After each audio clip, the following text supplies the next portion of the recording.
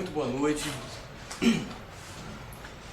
Eu me chamo Luciano Santos, sou professor de filosofia na Universidade do Estado da Bahia, UNEB, e gostaria de partilhar com vocês, nessa noite, falando aqui de Salvador, algumas reflexões a respeito desse momento, dessa encruzilhada histórica que nós vivemos hoje no Brasil.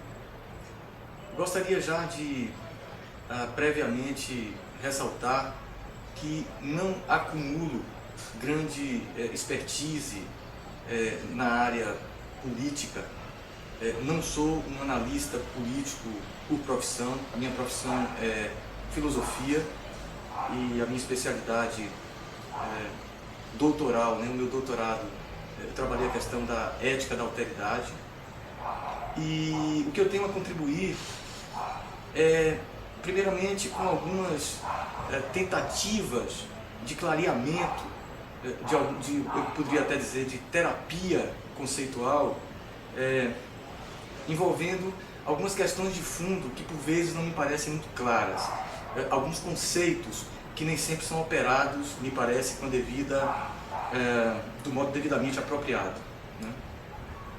E, por outro lado, também na condição de cidadão atento, e mais do que atento, muito sensibilizado com o tropel de eventos que vem se sucedendo numa escala altamente preocupante, tentar então resumir as minhas observações mais importantes a respeito desses eventos.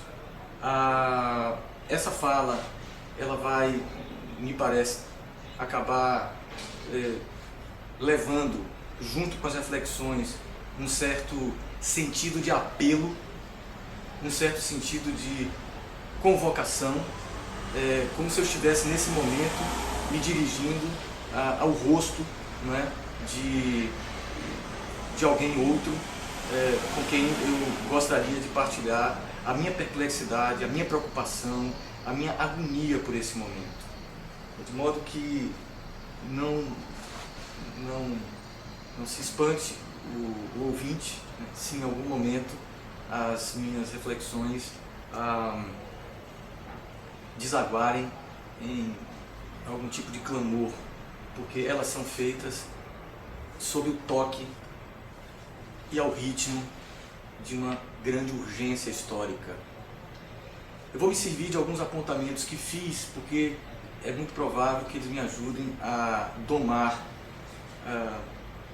as minhas inquietações e dar um fluxo mais ordenado às reflexões. Então, no gravíssimo cenário político-social brasileiro que está posto, já não se trata, a meu ver, de mera dicotomia política entre PT e PSDB, governo e oposição, petralhas e coxinhas. Mas esse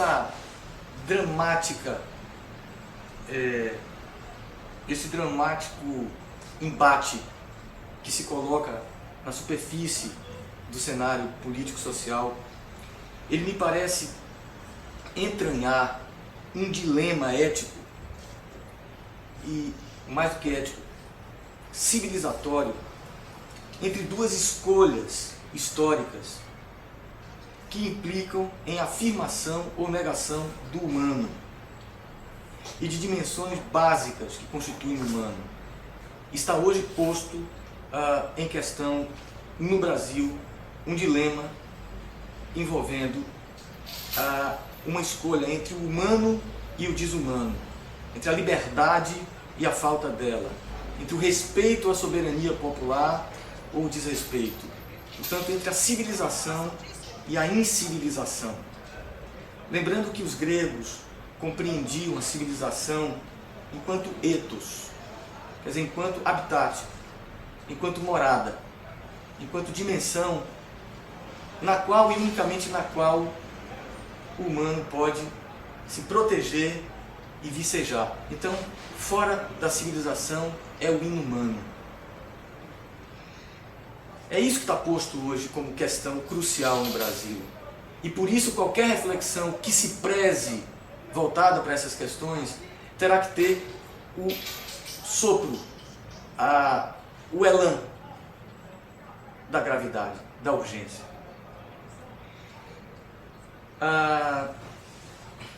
Está em jogo, portanto, a corrosão de princípios e de valores norteadores que os gregos também, né, na antiguidade clássica, chamavam de paideia, né? E sem os quais valores e sem os quais princípios, essa habitabilidade do humano em sociedade periga não sustentar-se como tal. Esse dilema ético, humano, civilizatório, hoje no Brasil, se projeta no plano político, em duas posições ou projetos, que colocados na sua contradição de fundo, podem sugerir uma indevida dicotomia que não sabe operar com a complexidade que se exige de uma reflexão contemporânea. Mas atenção que os dois projetos nos quais se expressam esse dilema ético fundamental, não se trata, né, de dicotomia lógica. Mais uma vez insisto, se trata de dilema ético. Se trata de optar entre a preservação das condições de possibilidade da vida e da distribuição da vida ou da sua negação. Então aqui não está em jogo uma simplificação política, mas a simplicidade que envolve toda a opção ética grave. Quando o humano está em risco, seja porque a sua liberdade está ameaçada, o dilema ético se reduz a defender a liberdade, né, ou omitir-se diante da ameaça a ela. Quando a dignidade humana está ferida, a simplicidade da exigência ética me coloca diante da alternativa entre defender, mesmo que até as últimas consequências, a dignidade, ou não defendê-la, ou omitir-me diante dessa alternativa. Qualquer que seja a opção, uma opção sempre será tomada. Lembrando com Sartre que a falta de escolha é ainda uma escolha pela não escolha. E esse dilema que eu venho frisando, tratar-se de um dilema ético, portanto, nada tem de dicotômico no sentido de uma indevida simplificação, né? Tem realmente de alternativa entre dois caminhos que absolutamente não são compatíveis, do humano ou do desumano. Então, no plano político, o primeiro projeto, né, que se projeta a partir desse dilema ético é aquele que prioriza políticas públicas que favoreçam o acesso dos cidadãos, especialmente os historicamente marginalizados e excluídos, aos direitos fundamentais. O primeiro projeto é um projeto em favor da preservação e ampliação dos direitos fundamentais, em especial para aqueles que tiveram esses direitos historicamente não reconhecidos. O segundo projeto, né, que expressa esse dilema ético de fundo, é aquele que prioriza a preservação ou a recuperação de privilégios por parte de uma minoria que historicamente teve assegurada a apropriação majoritária dos bens econômicos, do poder político, do saber, dos saberes que asseguram uma profissionalização. Portanto, o segundo projeto é o projeto que prioriza os privilégios do ter, do poder e do saber formal. Quero dizer que qualquer discussão política hoje no Brasil, ou ela remete a essa raiz decisória de teor ético que tem o humano no seu centro e a tarefa civilizatória no seu horizonte, ou essa discussão política não será séria, ou ela ficará de fato reduzida por assim dizer, à altercação, ao bate-boca partidário. A política é essencial e é nela que o ético se decide. Mas ela exatamente só é essencial quando entende que a sua importância deriva do sentido ético que a alimenta. Do contrário, cairemos na discussão de mercado de eleitores. Por que caracterizar esses projetos como de esquerda e direita? O projeto que prioriza os direitos em detrimento dos privilégios, como de esquerda, e o projeto que prioriza os privilégios em detrimento dos direitos da ampla maioria, como de direita. Por que essa distinção? Todas as distinções hoje no Brasil, em qualquer lugar, sempre, mas hoje especialmente no nosso lugar, cobram uma justificação. Porque estamos na era, no momento, dos slogans, das palavras atiradas como tapas, das sumárias execuções simbólicas do interlocutor a partir de uma determinada caracterização pejorativa. Não! Todas as palavras hoje no espaço público no Brasil devem satisfação do seu sentido. Toda palavra dirigida a um cidadão, especialmente se ele for oponente no campo do debate público, deve uma respeitosa justificação de por que essa posição está sendo colocada diante desse cidadão. Porque nós perdemos a educação. Estamos perdendo a educação. Estamos perdendo exatamente a paideia, princípios e valores sem os quais não é possível habitar como humano. E em momentos de tal gravidade civilizatória, precisamos lembrar as lições fundamentais que nos foram ensinadas pelas grandes civilizações. Portanto, o que diacho é esquerda e direita? Peço licença e paciência para tentar clarear isso na medida do possível. Essa distinção remonta, como é sabido, à Revolução Francesa, na qual os revolucionários republicanos, sob o lema da igualdade, liberdade, fraternidade, se autoproclamavam de esquerda, face aos que defendiam a manutenção do antigo regime feudal monárquico. No imaginário político ocidental, a partir daí, direita passa a ligar-se à ideia de ordem estabelecida, ordem herdada pela força do costume e pela força do poder. Passa a ligar-se à ideia de establishment, daquilo que está estabelecido, do poder instituído. E esquerda passa a ligar-se à ideia de subversão, de transformação para uma nova organização sociopolítica. Então, direita, conservação do poder instituído. Esquerda, transformação das estruturas de poder para uma nova ordem social. Isso não quer dizer, em princípio, que qualquer poder, a manutenção de qualquer poder seja ruim, nem que qualquer ação transformadora seja boa. Isso quer dizer, em princípio, que estamos fazendo um esforço para tentar clarear o que é que significa esses dois campos de posicionamento conceitual político. Bom, mas o que propriamente a esquerda pretende subverter? Então, é aí que o seu sentido, me parece mais próprio, começa a se mostrar.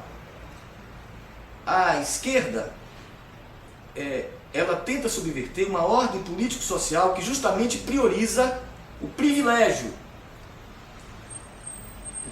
de poucos, em detrimento dos direitos fundamentais de uma maioria excluída. O essencial, portanto, aqui, para entender o sentido do ser esquerda, para além de qualquer pejoração, ou para além de qualquer tratamento autobajulatório, né, autocomplacente, o essencial aqui é a ideia de que a justiça não é uma ordem dada, herdada, natural, mas a justiça é uma construção permanente e aberta que implica duas coisas. A justiça, como construção histórica, implica transformação de estruturas injustas, e a justiça implica a luta contra o poder que mantém tais estruturas injustas.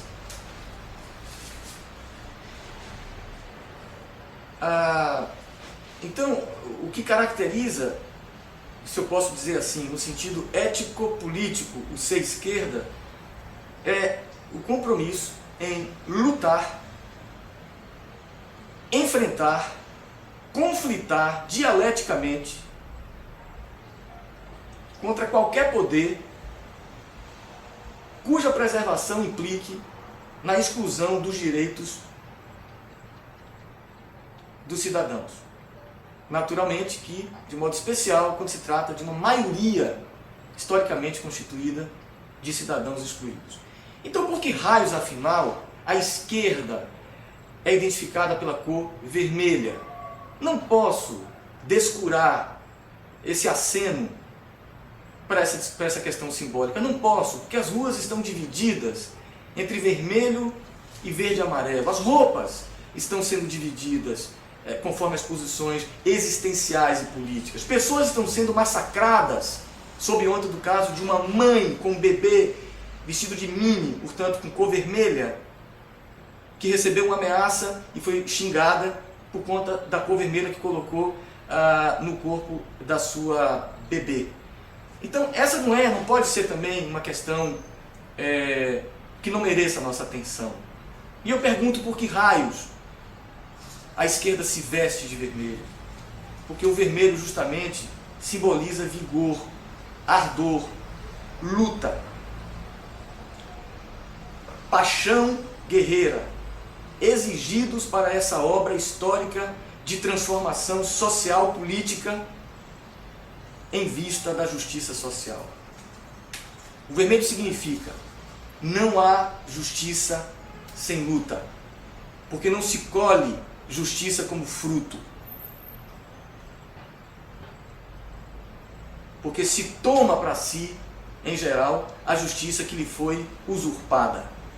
E tomar a justiça para si do poder usurpador não pode se fazer sem luta. Então o vermelho da luta social-política é condição de passagem para a justiça social. Nossa bandeira nacional não é vermelha, nem precisa ser. Mas o vermelho da luta transformadora da esquerda ética política é condição de possibilidade para que as cores da bandeira nacional não simbolizem, não travistam uma realidade social perversa.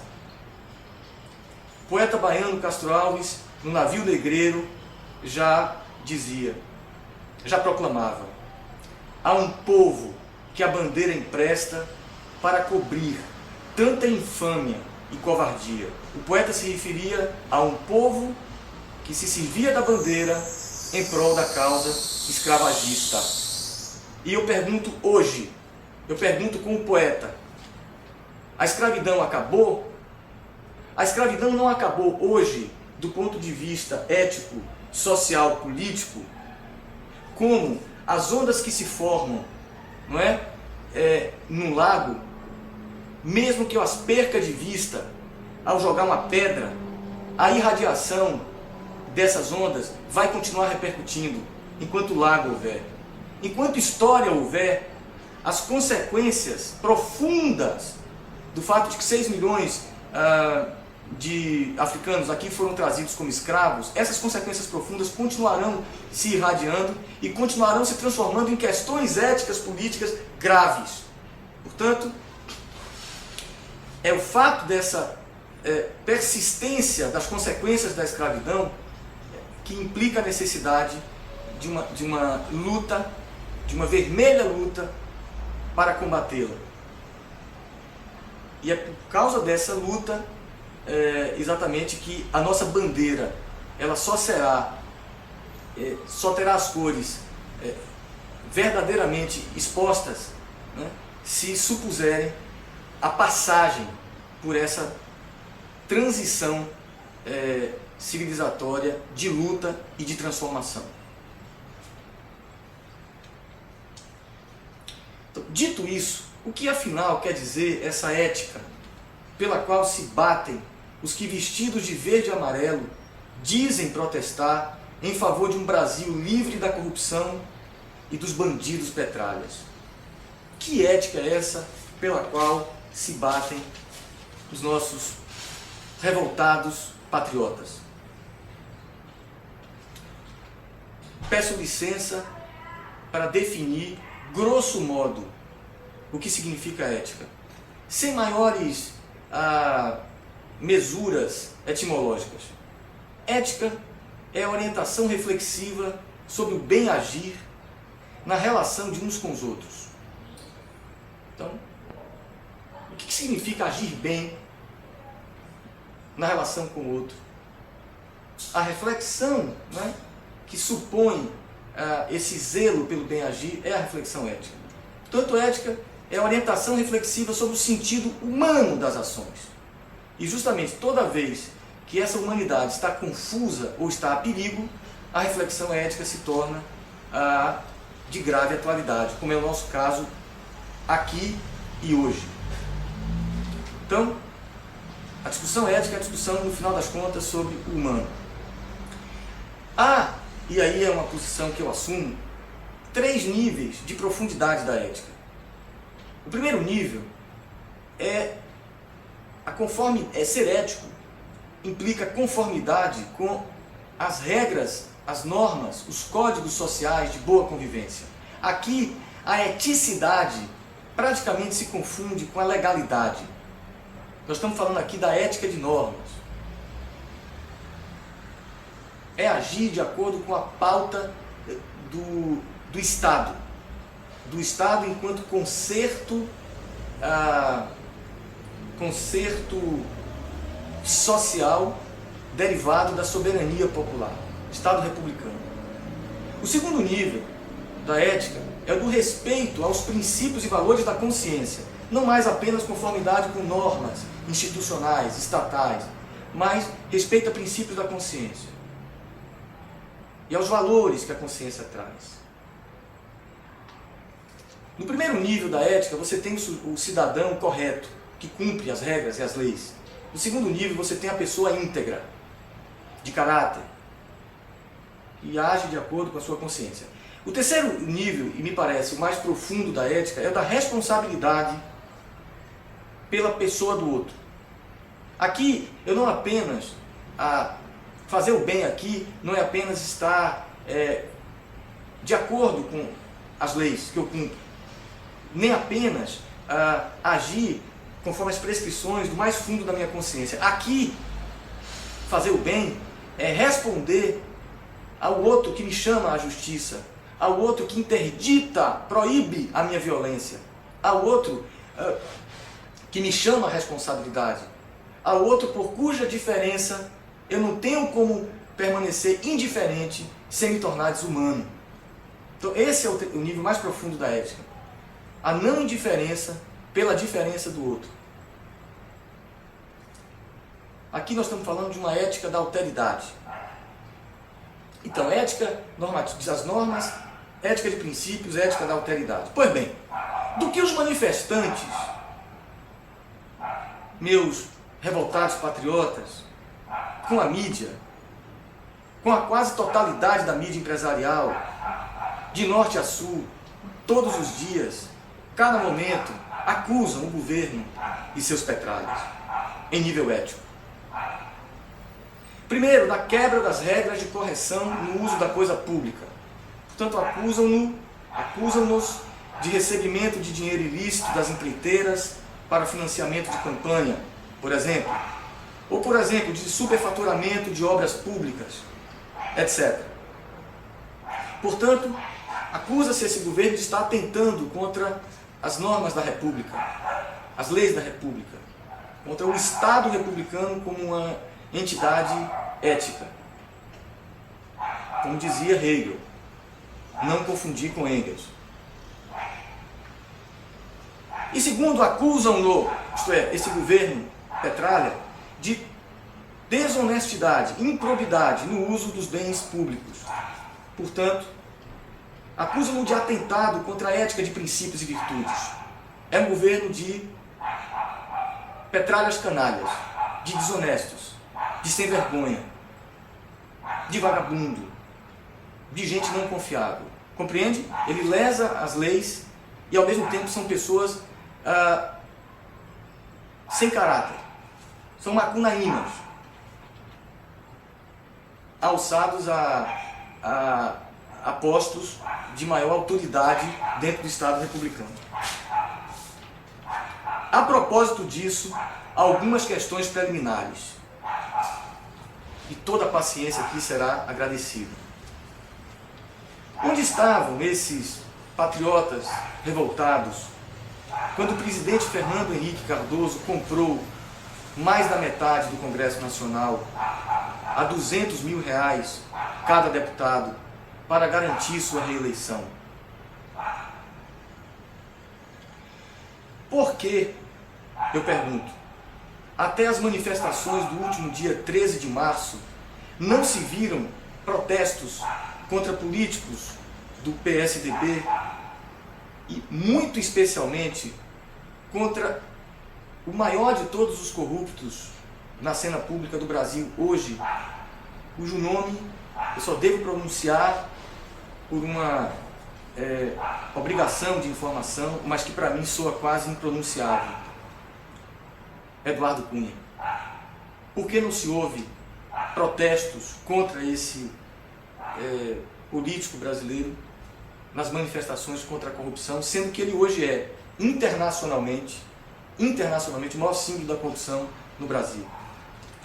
Pergunto, terceira pergunta: os patriotas revoltados sabem que por mais de 15 anos, partidos de esquerda, o Partido dos Trabalhadores e o Partido Comunista do Brasil, tentaram aprovar leis contra o financiamento privado no Congresso Nacional, tentaram aprovar leis contra o financiamento privado de campanha no Congresso Nacional. Reconhecido esse financiamento privado como um dos principais fatores que favorece a corrupção no Brasil, os revoltados patriotas sabem que foram esses partidos de esquerda e partidos aliados que levaram essa campanha no Congresso sem sucesso até há pouco tempo. Por que os revoltados patriotas, vestidos de verde e amarelo, não moveram protestos contra outro nome no limite do impronunciável, mas eu tenho que pronunciá-lo?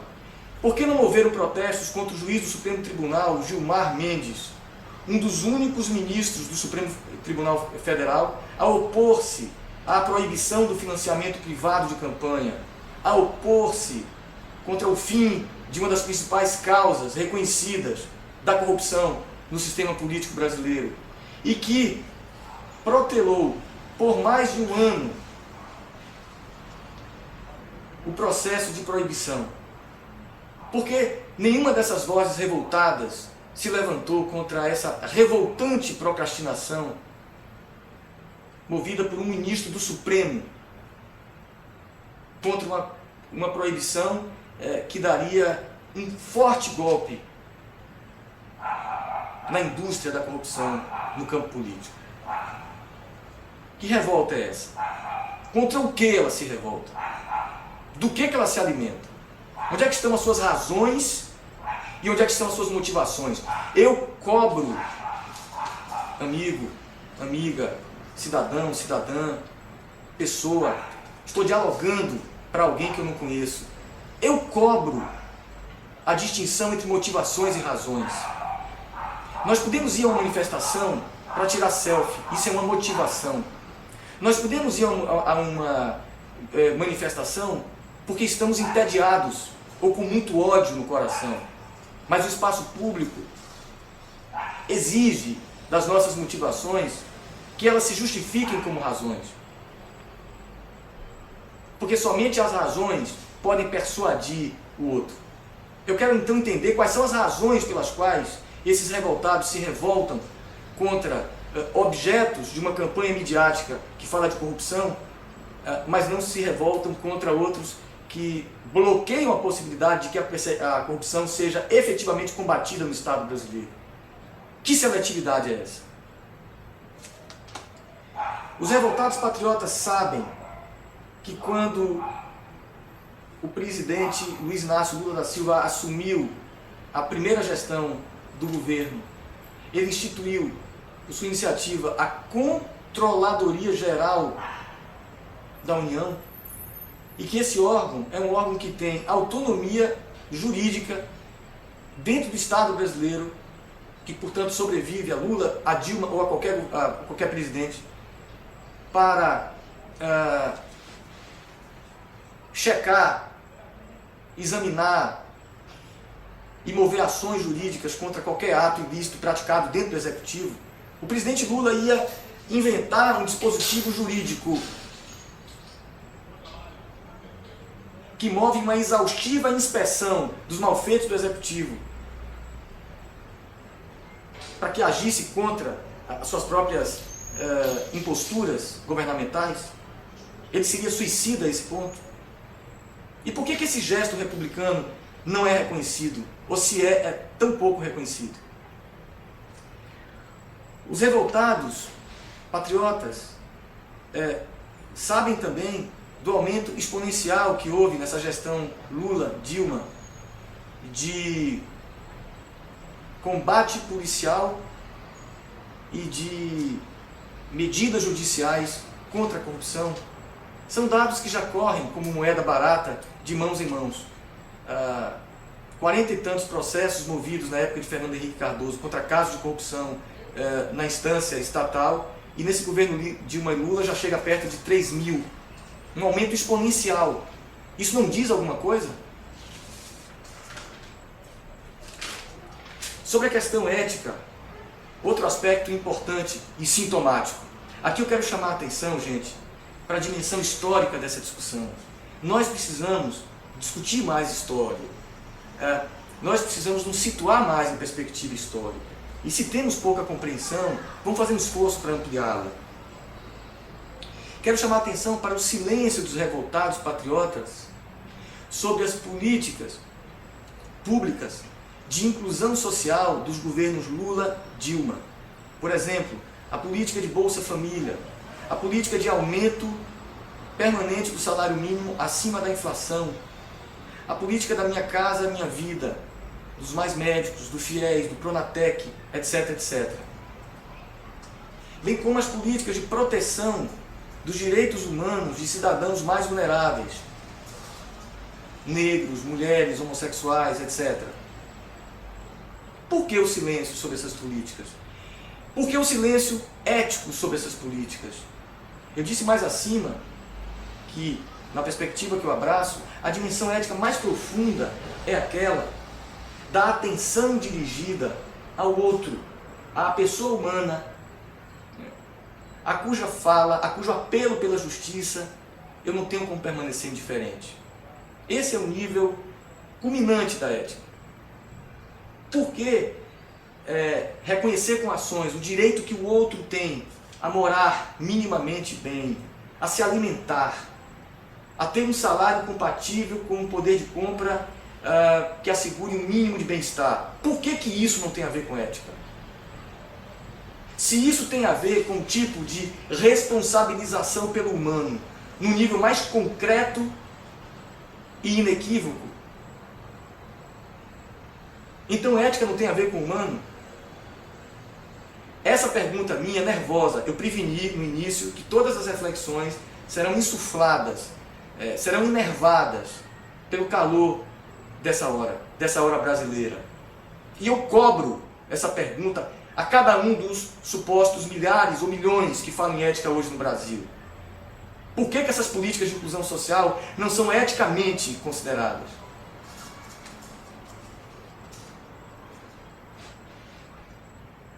Devem ser eticamente consideradas se nós estamos diante de uma discussão responsável e séria.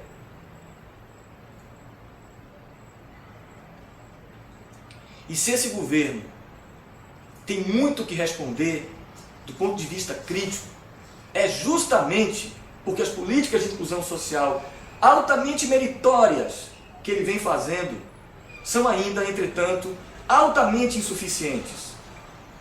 De tal modo, esse governo, muito contemporizador, vem dando atenção a interesses rentistas, financeiros, incompatíveis com a política social, com a política ético-social mais arrojada e mais profunda. Muito bem. Atenção, portanto, para o conceito de ética que prevalece na mentalidade hegemônica, especialmente na classe média, que é um conceito de ética de normas entre iguais. Um conceito que lembra, sabe, gente, a perspectiva isonômica dos gregos. Os gregos falavam em igualdade perante as leis e cobravam caro dos cidadãos que eles respeitassem as leis. Mas, para os gregos, somente deveriam ser considerados, do ponto de vista da lei, né, os iguais. Aqueles que estavam fora da circunscrição da polis, ou seja, os estrangeiros, os escravos, aqueles que não eram considerados cidadãos da polis, mesmo estando dentro dela, as mulheres, as crianças, eu não tinha para com esses nenhuma obrigação.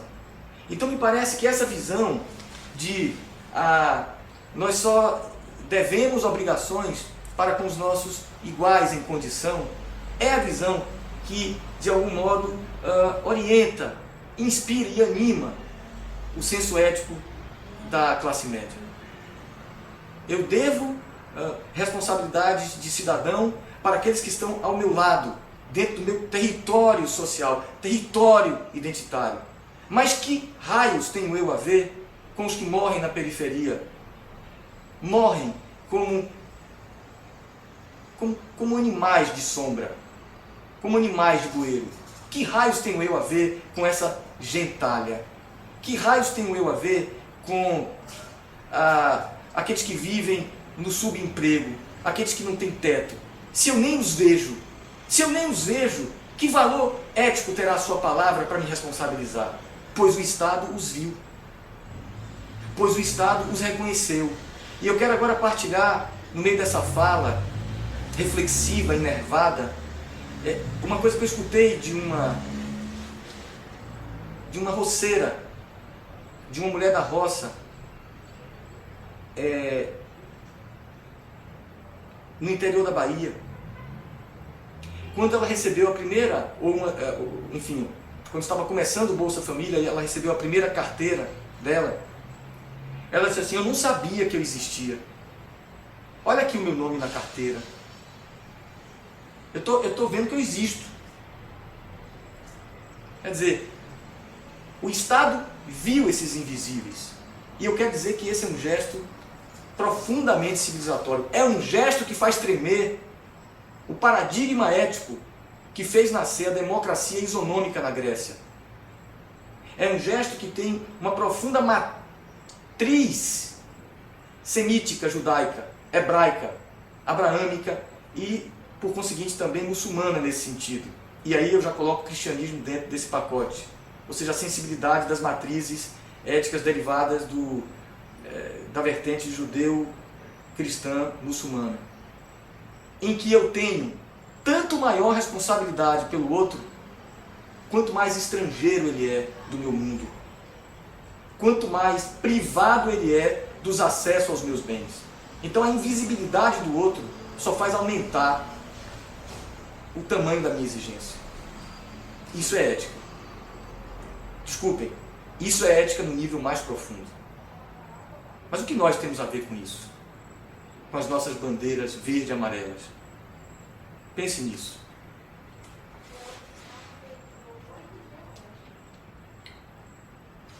Agora um olhar sobre a história do Brasil, então.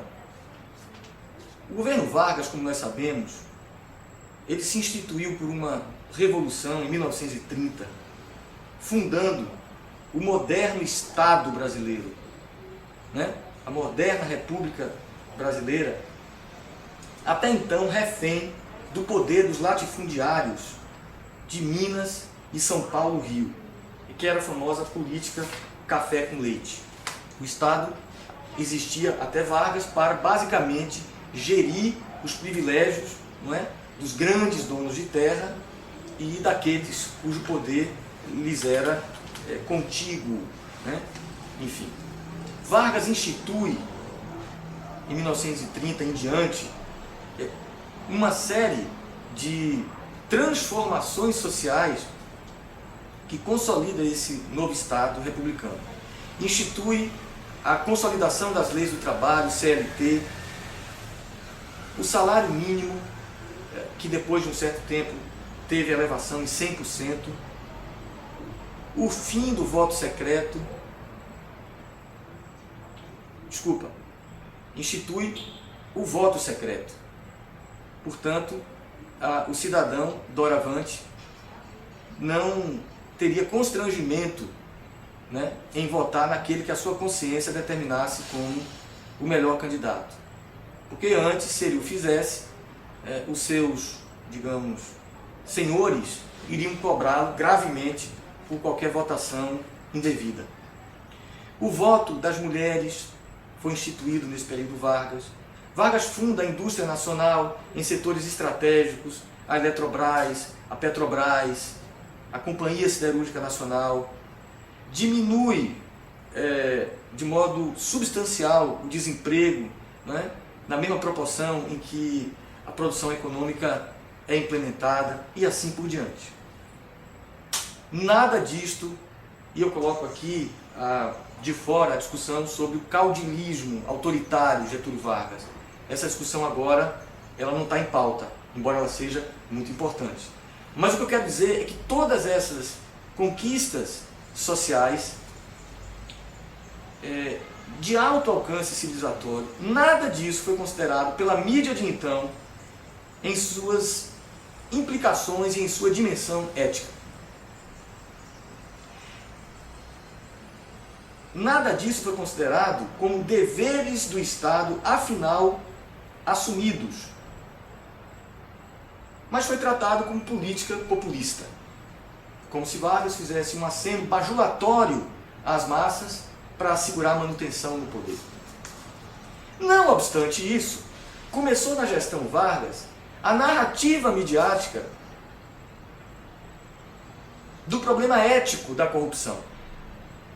Portanto, o governo Vargas não é ético quando ele institui o salário mínimo, valoriza o poder de compra do salário do trabalhador, protege os direitos trabalhistas fundamentais. Aí ele não é ético, aí ele é populista. Agora, ele é altamente antiético quando, segundo a mídia de então, empreende uma corrupção frouxa, né? E esse tipo de narrativa a mídia encampa em conluio com a União Democrática Nacional, que era o partido que tinha maior sintonia com a classe média de então, em conluio com a UDN de Carlos Lacerda, o chamado Corvo, que foi o genial e reacionário político da UDN, que perseguiu até o fim Getúlio Vargas, e em conluio ainda, além da UDN, com setores hegemônicos da classe média. Como se o governo Vargas tivesse instituído a corrupção no Estado patrimonialista brasileiro. O Estado brasileiro não conviveu com a corrupção até Vargas. Ele é filho da corrupção. Ele era uma posse, ele era um patrimônio das oligarquias. E quis esse conluio de mídia, UDN e classe média vender a narrativa de que Vargas instituía a corrupção, que era uma forma exatamente de se servir da alegação ética para tentar enfraquecer politicamente o governo Vargas. E nós sabemos o que é que deu. Ele se matou quando o exército fechou questão e teve a iniciativa de inviabilizar o seu governo. Então, firma-se, desde então, a relação de mídia, desde então, ou mesmo antes, mas enfim, sobretudo desde então, a relação de mídia e poder. Lembremos que Chateau, o rei do Brasil, que era dono da TV Tupi e dos Diários Associados, que era uma rede de jornais, gente, né? Com sucursais pelo Brasil inteiro, de norte a sul, e que envolvia também cadeia de rádio, né? Além da televisão.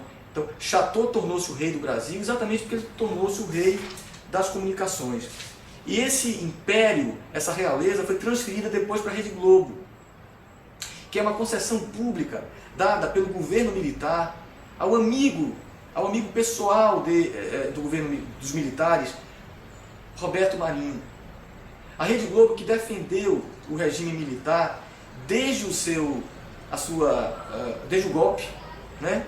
Desde a sua instituição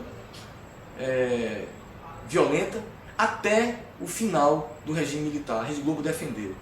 Ela foi contra as eleições diretas e manobrou de todas as maneiras que pôde a opinião pública para evitar que o processo das eleições diretas finalmente vencesse. Então, por que os patriotas revoltados não se revoltam contra a gigantesca sonegação fiscal praticada pela Rede Globo na escala de bilhões contra o Estado brasileiro? Vocês sabem, né, que em 2002 a Rede Globo ela criou empresas fantasmas nas Ilhas Caimã, e não só lá, para fugir de ter que declarar para a Receita Federal a compra dos seus direitos de transmissão dos jogos daquela Copa. Por que nas manifestações de 13 de março não houve nenhuma menção ao famoso triplex de Paraty, declarado em nome de uma empresa fictícia, embora se saiba que essa empresa, claro, não existe, e que o triplex é de propriedade de uma neta de Roberto Marinho, ainda por cima construído em área ambiental sem licença do IBAMA. Por que não se vê nenhum tipo de revolta contra esses abusos reiteradamente cometidos pela Rede Globo? Os revoltados sabem o porquê do ódio da editora Abril, em particular da revista Veja, contra Lula. Porque quando o presidente, me parece que já no seu primeiro mandato, ele recusou renovar generosos benefícios até então concedidos à editora Abril, apesar dos insistentes pedidos então do Roberto Tivita, que era naquela época o diretor da Abril. Ou seja, porque Lula recusou um privilégio antirrepublicano a Abril passou a tratá-lo como um corrupto antirrepublicano. Os revoltados patriotas sabem que Fernando Henrique Cardoso doou milhões do BNDES, do Banco Nacional de Desenvolvimento, para renovar o parque gráfico da Globo, e deu 14 milhões para salvar a Globo nos anos 90, quando esta perigava falir por uma má gestão na área das TVs a cabo. Sabem os revoltados que essa gentileza de Fernando Henrique Cardoso, na realidade foi uma troca, essa gentileza específica dos 14 milhões, foi uma troca pelo fato de a Globo, e também a Abril, através da Veja, haver escondido o caso extraconjugal do presidente com a jornalista Miriam Schmidt, da Globo, assim como ter escondido o filho que resultou dessa união ilícita. Por que os que já estão informados disso, porque há muitos revoltados que sabem disso, não protestam em nome da ética de princípios que se espera de qualquer cidadão, ainda mais de um presidente? Onde é que está a indignação moral nessas horas e para com esses sujeitos? Ou existem sujeitos que são inimputáveis e outros que já estão imputados ainda quando não encontre as razões para imputá-lo? Porque basta o ódio. Porque o ódio se tornou, na sua imperiosa motivação, uma fonte de razão. Até que ponto grande parte dessas manifestações contra isso ou aquilo, contra tudo ou contra todos, exatamente não se baseiam na suficiência do ódio como princípio de motivação? Ou melhor, como princípio de ação. Toda vez que se tenta trazer a público a discussão sobre o fim do monopólio das mídias, e a regulamentação pública do setor, esse gesto, assumido pelos estados mais desenvolvidos do Ocidente, é alardeado como censura. Por que os revoltados não se revoltam contra essa clara disfarçatez ética das mídias empresariais, que querem se manter permanentemente à margem e acima das leis republicanas?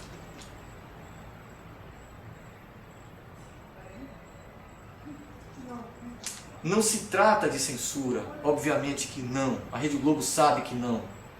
Se trata de responsabilização social por aquilo que é transmitido numa concessão pública de comunicação social.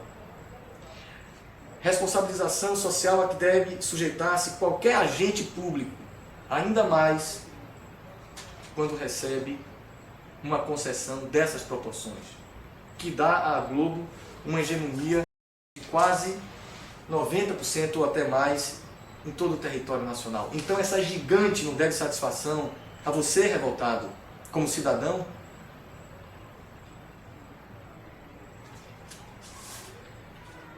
Bom, à luz desse entendimento da ética até aqui considerado e dessa tentativa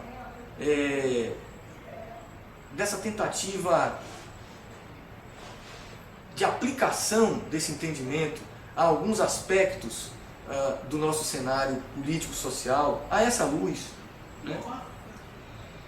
Como é que nós avaliamos a posição ética do movimento pelo impeachment da presidente Dilma Rousseff em nome de alegações éticas? Como é que se coloca, à luz da ética, a discussão sobre o pedido de impeachment, a campanha do impeachment? Minha primeira observação é a seguinte: o impeachment só é autorizado pela Constituição, pelo Estado de Direito, pela eticidade intrínseca ao Estado de Direito, quando há crime de responsabilidade praticado pelo presidente e comprovado. Ora, a presidente Dilma não é imputada de nenhum crime.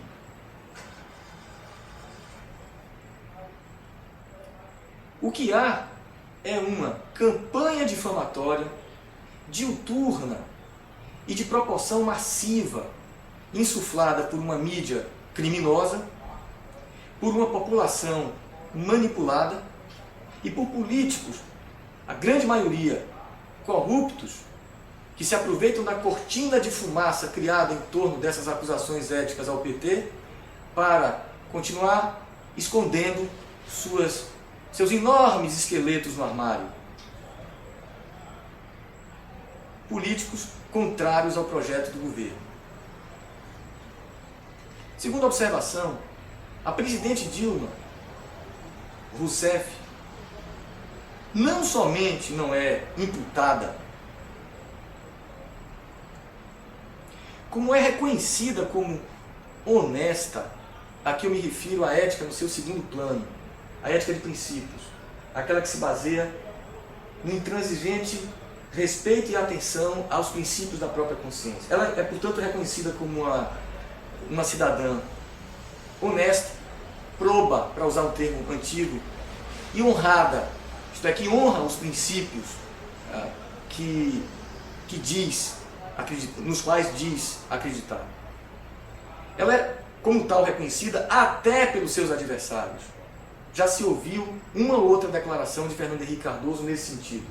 Sabendo que ele não tem como colocar em questão a imputabilidade da presidente Dilma Rousseff, ele chegou a fazer algumas afirmações adversativas. Bom, não há como negar que a presidente é muito honesta, mas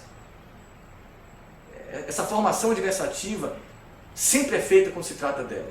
Ela é honesta, mas como se essa questão não fosse uma questão importante, mas fosse importante o que vem depois da vírgula. As ações de combate à corrupção, eu diria, meus amigos, amigas, cidadãos, cidadãs, as ações de combate à corrupção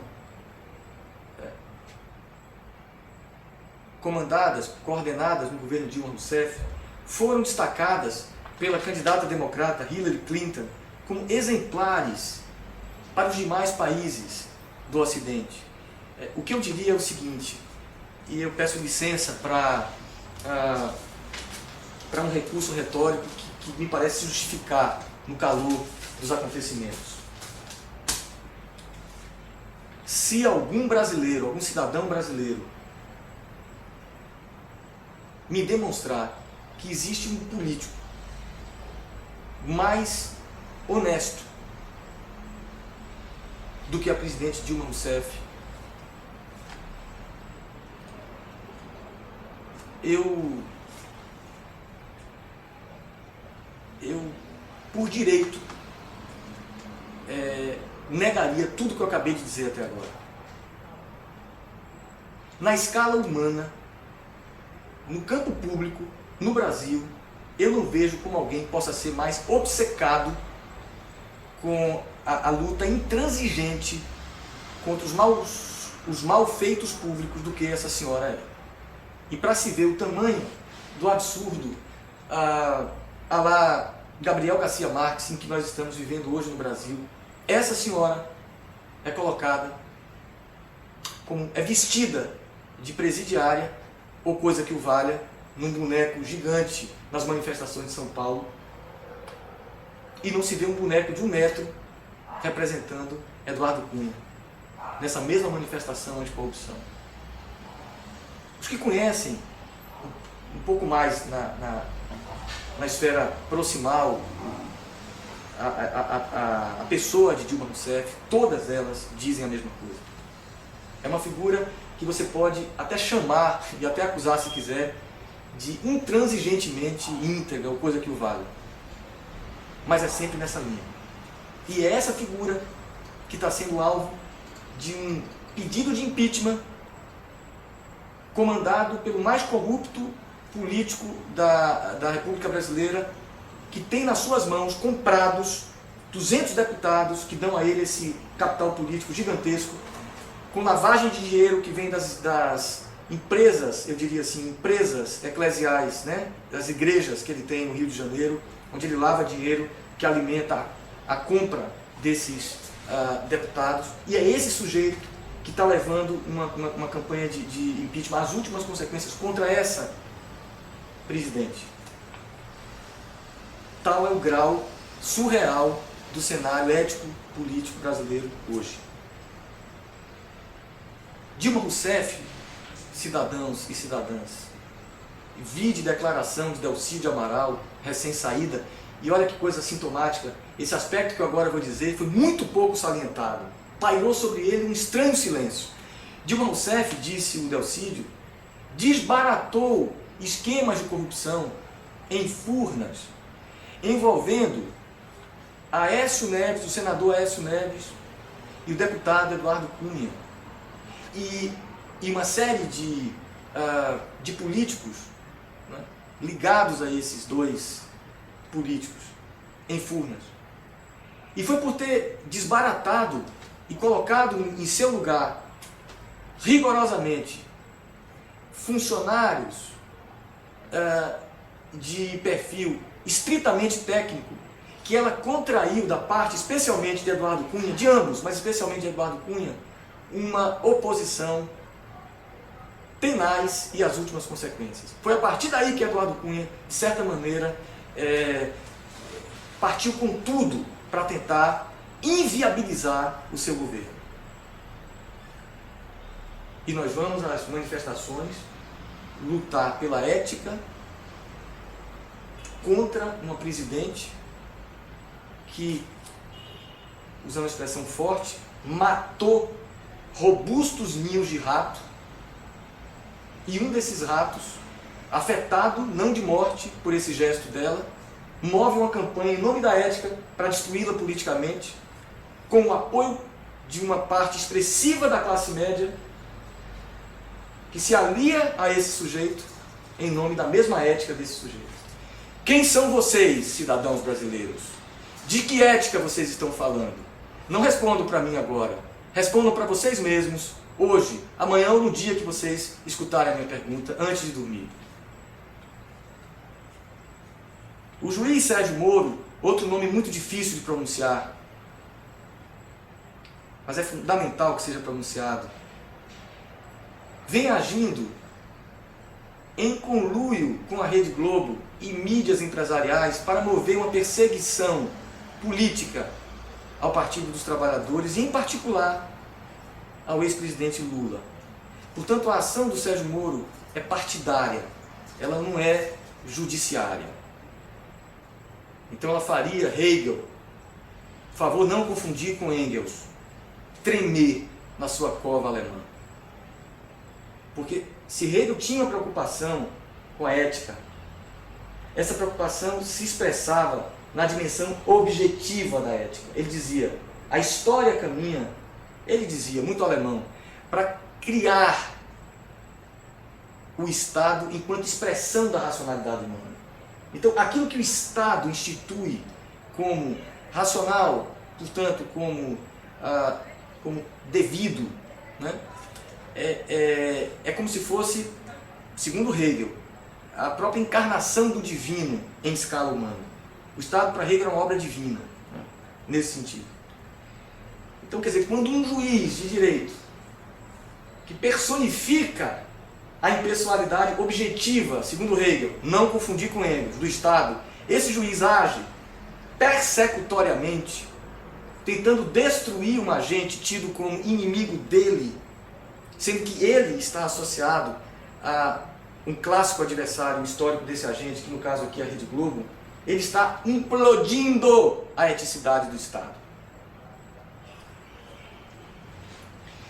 Algumas observações específicas sobre o juiz Moro. Moro aceitou uma condecoração da Rede Globo.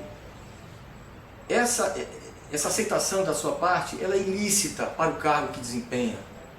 Porque a Rede Globo, Moro deveria saber, não é uma instituição impessoal. É um conglomerado de mídia com interesses empresariais. Ao aceitar, portanto, a condecoração da Globo como o homem do ano no ano passado, ele passa a contrair, explícita ou implicitamente, consciente ou inconscientemente, débitos para com esses interesses específicos, determinados, não impessoais, que a Rede Globo carrega consigo. Os interesses derivados do poder da Rede Globo. Ele se tornou um sucursal do poder da Rede Globo, quando deveria zelar pela impessoalidade da sua condição de juiz. O juiz Moro autorizou condução coercitiva de um cidadão, ademais de cidadão, de um ex-presidente estadista da República, o qual cidadão não se recusou a depor. Trata-se aí, não sou e nem vou me meter a expert na área jurídica, mas venho lendo bastante daqueles que são entendedores, e esses nos ensinam que se trata de um erro primário, que possivelmente, que se cometesse esse erro, um estudante de direito, no primeiro ano da sua formação, ele seria severamente chamado a atenção dos seus mestres. Não se conduz coercitivamente, com força policial, para depoimento, um cidadão que não se recusou, em momento algum, a fazer esse depoimento. Mas o que é que se queria com isso, revoltados patriotas verde e amarelos? É claro que se queria com isso a famosa fotografia de Lula, entre aspas, preso, sendo conduzido. Por quê? Porque aí se reforça, se tatua, se instila no imaginário a percepção de que esse sujeito é adversário da ordem pública.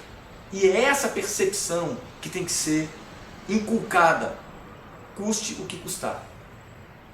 E nesse caso custou o que ainda restava da possível reputabilidade ou da seriedade do juiz Moro. Às 5, 6 da manhã, senhores, já haviam plantonistas da mídia à espera de que o presidente Lula saísse. Isso significa que o sistema Moro de investigação mantém um contato permanente com os órgãos de imprensa, com os órgãos de imprensa que são seus aliados e asseclas.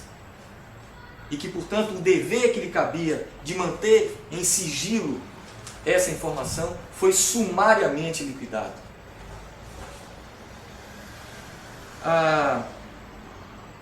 O juiz Moro autorizou escutas telefônicas ilegais, grampos, recentemente envolvendo o ex-presidente, ministros, e atingindo a presidência da República. O que, ademais de gravemente ilegal, constitui crime contra a segurança nacional, contra a possibilidade da integridade institucional do Estado brasileiro. Portanto, aqui sim nós estamos falando de um crime de máxima responsabilidade. O juiz Moro fez tremer as bases da sustentação institucional do Brasil. Ele é um menino, desculpem a imagem, brincando de riscar fósforo no meio de um paiol de pólvora. O juiz Moro nada fez até o momento para incriminar políticos do PSDB. Não vou aqui entrar em considerações, só vou acenar, bastante sabidas, das ligações pessoais que o juiz tem com esse partido, através de sua mulher, que presta serviços para o PSDB, e se soube há pouco também, através de outros parentes dele que têm relação com esse partido, e ele próprio tem. Mas enfim, ele nada fez até o momento para incriminar políticos do PSDB, a exemplo de Aécio Neves, não obstante já 6 vezes citado na Operação Lava Jato, comandada pelo próprio juiz Moro.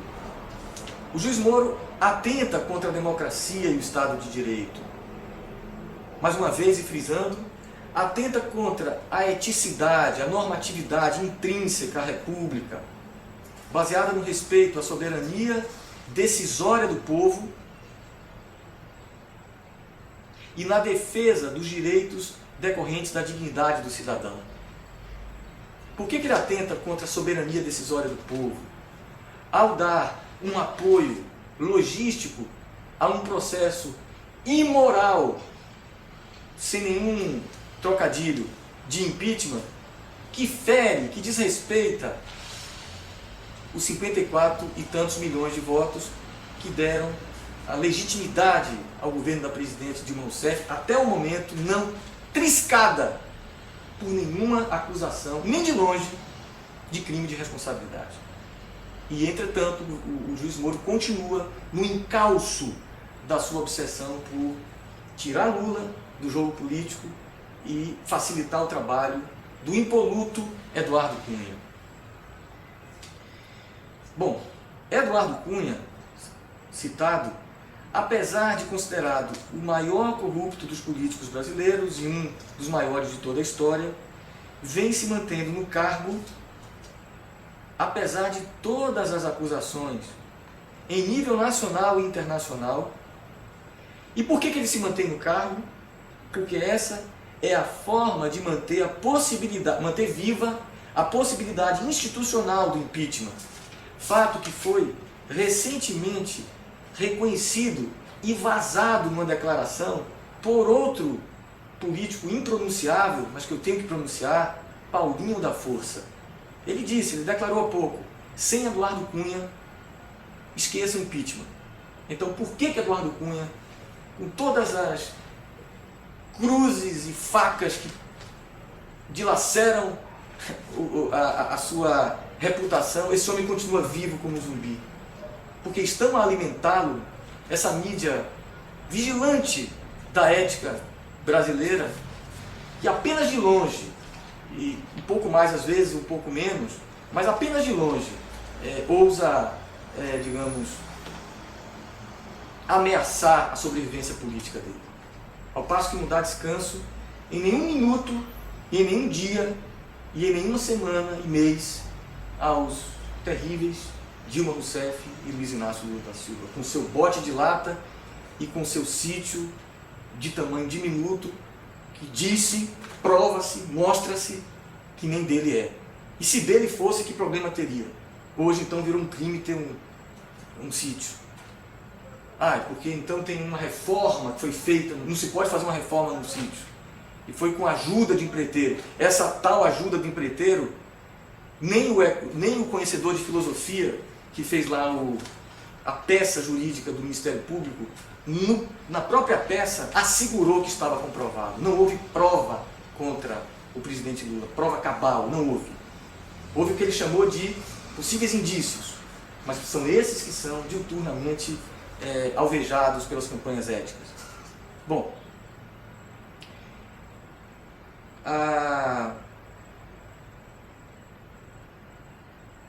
ou seja, é pelas mentiras da Globo e de mídias afins, pela omissão, parcialidade e ilegalidade do juiz Moro e do judiciário, e pela manipulação de Eduardo Cunha e dos cerca de 200 deputados que ele comprou, além do ódio histérico, desinformado e da hipocrisia de uma parcela manipulada da população. É por tudo isso que se move um processo de impeachment contra uma presidente ou presidenta reconhecida como uma das mais inimputáveis, repito, e peço desculpa por já estar repetindo, sérias, honestas e obsessivamente intransigente com questões morais, quando se trata de moral pública, ocupantes do cargo em toda a história da República. Pois bem, o ministro do Supremo, o Gilmar Mendes, alçado ao cargo por Fernando Henrique Cardoso e aliado escancarado do PSDB, vem movendo no Supremo atos, palavras e omissões em explícita e desesperada defesa de seus interesses partidários antigovernistas. Além de todos os absurdos que cometeu até aqui, e que ele não faz a menor questão de disfarçar, e aí eu gostaria, por favor, de um adendo importante. Fala-se hipocritamente, fala-se mentindo, fala-se abusando do caráter ideológico da narrativa, que esse governo do PT é um governo que bolivarianamente aparelha as instâncias do Estado. Pois é exatamente o contrário. Nós estamos assistindo ao absurdo de instâncias decisivas do Estado aparelhadas por uma oposição que se reconhece cada vez mais à vontade para mover ações arbitrárias que inviabilizam a governabilidade do governo. Como que um governo que aparelha o Estado iria permitir que um policial federal atire no rosto uma imagem ilustrada, né, da presidente da República?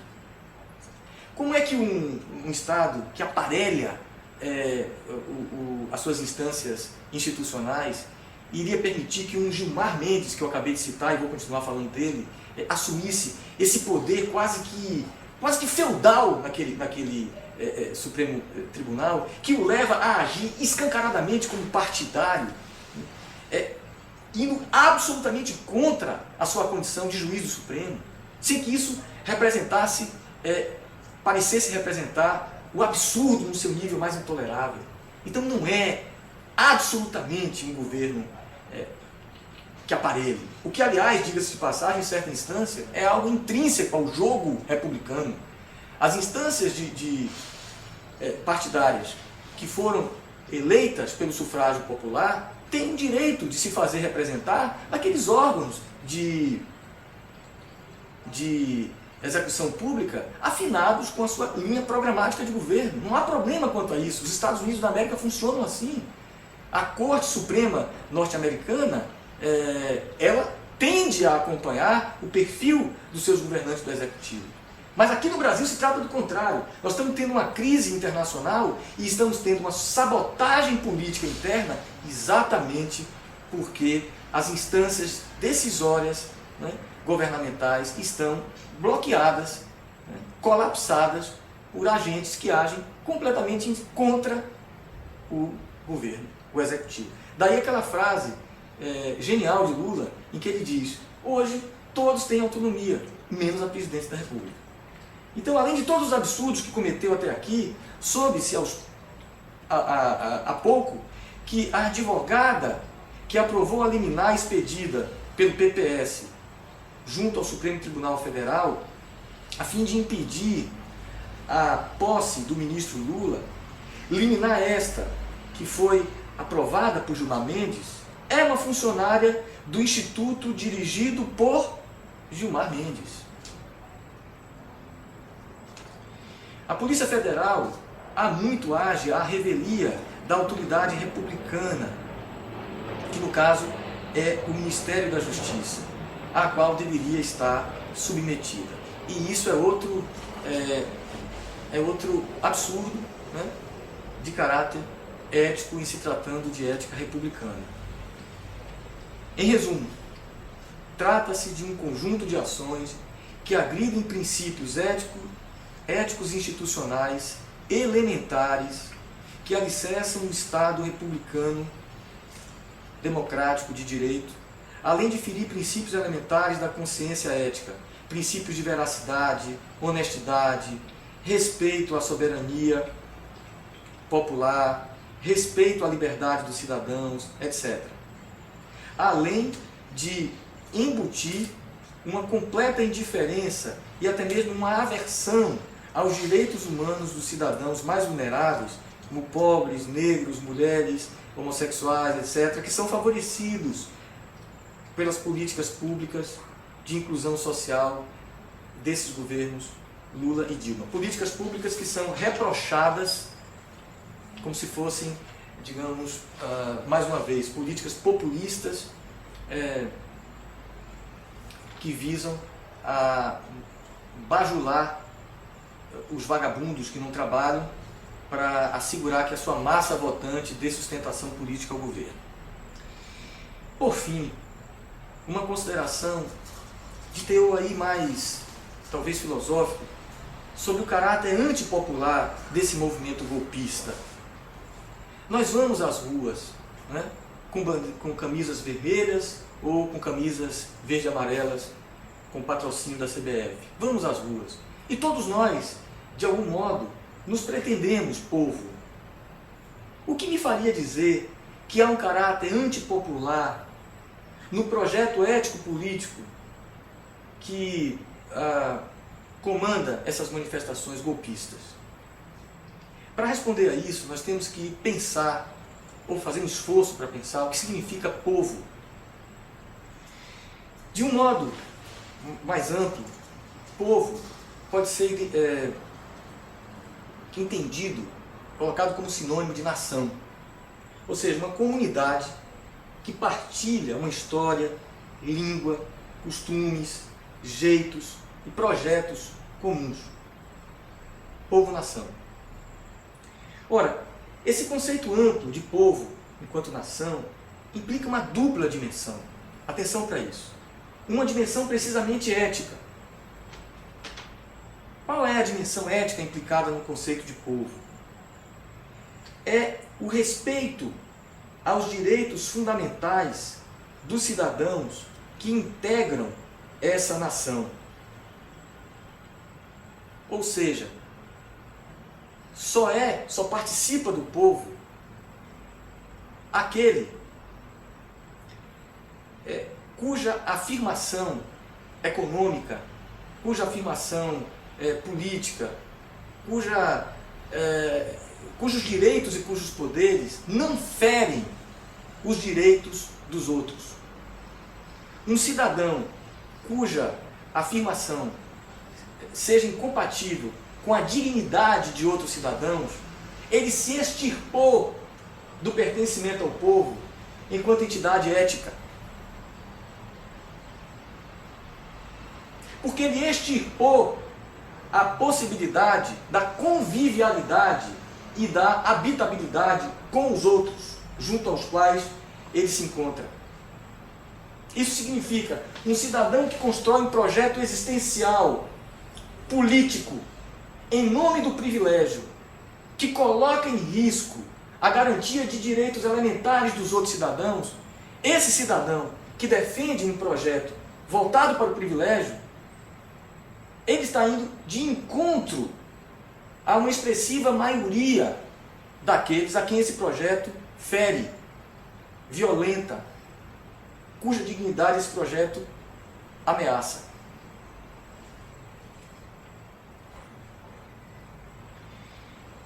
Então,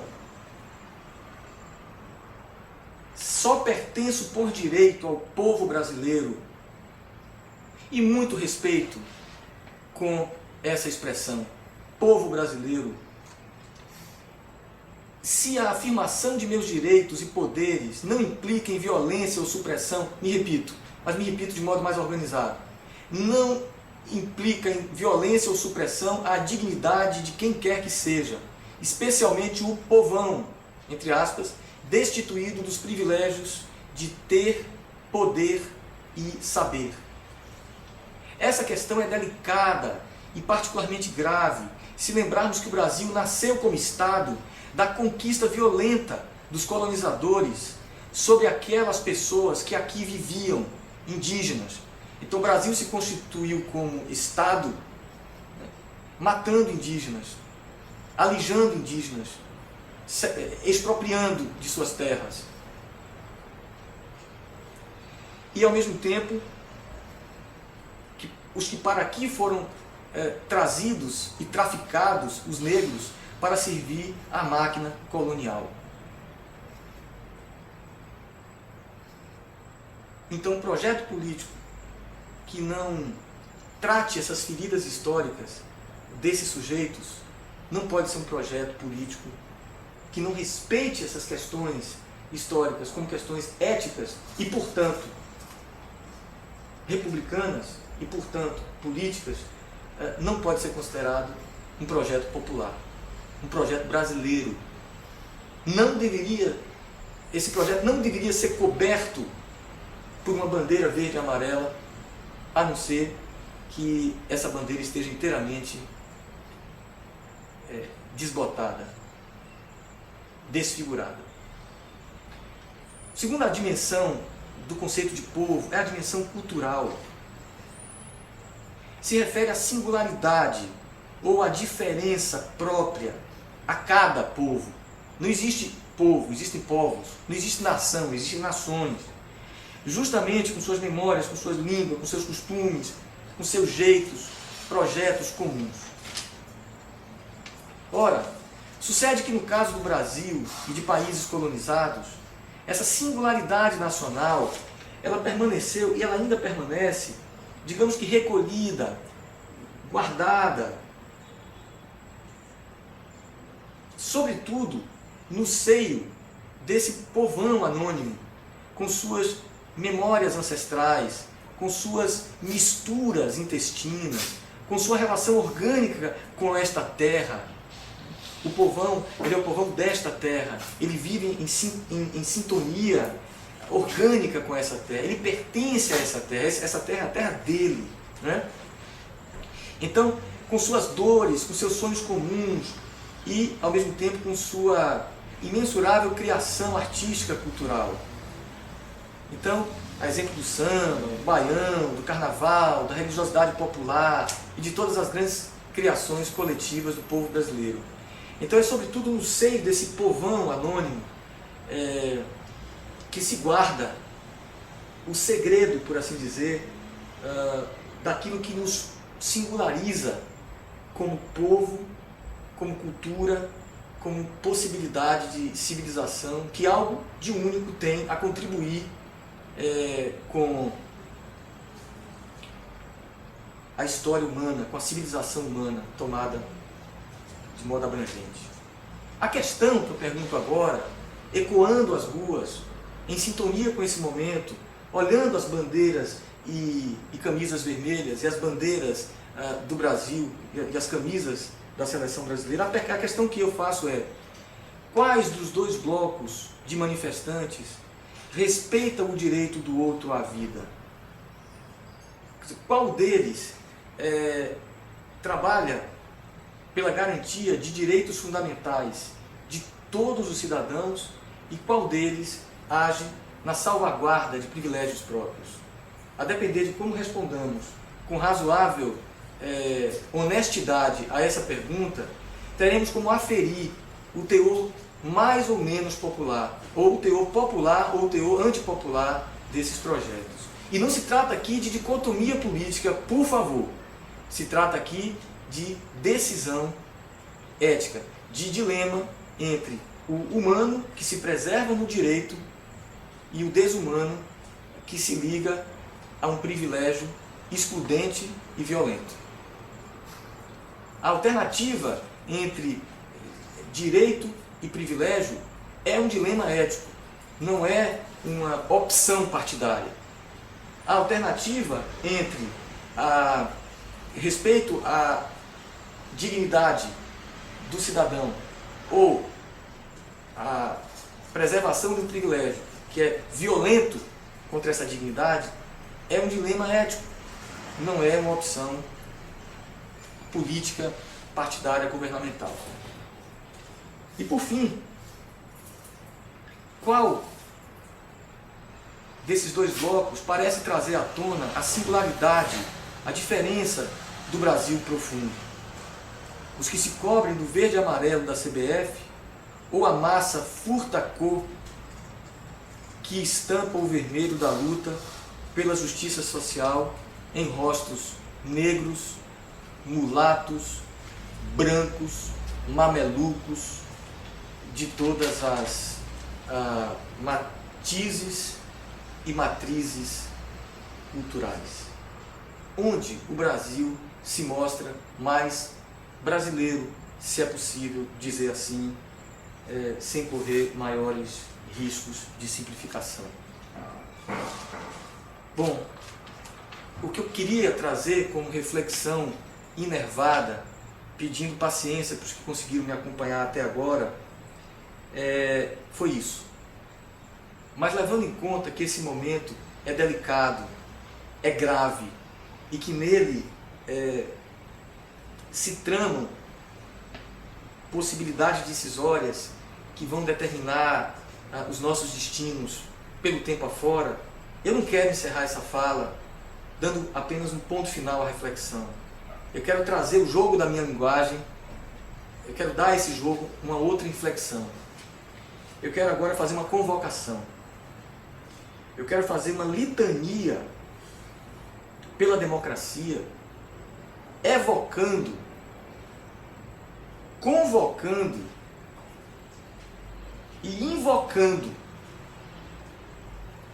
os nomes de alguns brasileiros luminares, cuja memória me parece agora muito importante recuperar para animar o ânimo da nossa luta vermelha por um verdadeiro verde, amarelo, azul e branco, e ao mesmo tempo nos orientar para que não percamos o rumo dos nossos projetos e do sentido da nossa luta. Então eu agora evoco, invoco e convoco Antônio Conselheiro, não passarão. Jorge Amado, não passarão. Antônio de Castro Alves, não passarão. Mário de Andrade, não passarão. Heitor Villa-Lobos, não passarão. Anísio Teixeira, não passarão.